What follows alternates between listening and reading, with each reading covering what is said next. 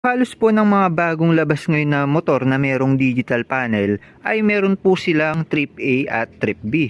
So bakit nga ba nilagyan ng mga ganyang trip yung mga bagong labas na motor ngayon? Actually malaki po yung pagkinabang ng mga trip na yan dahil yung ginagawa po niyan ay sinusukat niya po yung distansya or kilometro ng binyahin natin sa specific na ruta. Halimbawa ako taga Pampanga ako at pupunta ako ng Baguio, tapos gusto kong malaman yung distansya or layo ng binyahe ko papunta doon, pwede natin gamitin yung mga trip natin para malaman kung gaano ba kalayo yung destinasyon natin.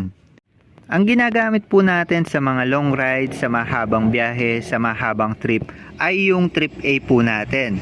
So ito, pansinin nyo po yung example natin, 821.6 kilometers. Yan po yung trip A po natin. So ginagamit po ito sa long ride dahil dito po nanggagaling yung average fuel